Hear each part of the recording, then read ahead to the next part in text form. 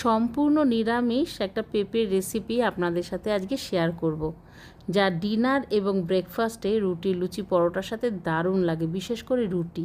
তো আমি এখানে তেল দিয়ে দিলাম, একটা শুকনো লঙ্কা, সাদা জিরে আর এলাচ থেতো করে দিয়েছি, তেজপাতা, কাঁচা লঙ্কা আর একটু আদা আমি একটু গ্রেট করে দিয়ে দিয়েছি। আর যে ছোলাটা সেদ্ধ করেছিলাম নুন দিয়ে, কারণ ওর মধ্যে যাতে নুনটা ঢোকে ভালো করে, তারপরে কোরানো পেঁপেটা দিয়ে দিলাম, দিয়ে নুন আর হলুদ দিয়ে অল্প করে নেড়ে চেড়ে এটাকে আমি মিডিয়াম ফ্লেমেই করছি, কারণ এর থেকে অনেকটা জল বেরোবে।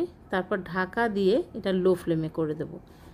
এবার যখন আমি ঢাকাটা 15 মিনিট বাদে খুলছি, দেখুন এর মধ্যে একটু জলও আছে। তো আমি এখন হাই ফ্লেমে রেখে এটাকে আমি জলটাকে শুকিয়ে নিচ্ছি, কারণ পেঁপেটা সেদ্ধ হয়ে গেছে। তারপর একটুখানি মিষ্টি দিয়ে দিলাম আর নামানোর আগে ঘি। ব্যাস, আর কিচ্ছু লাগবে না। দারুণ লাগবে যদি রুটি দিয়ে আপনারা করে খেয়ে দেখুন।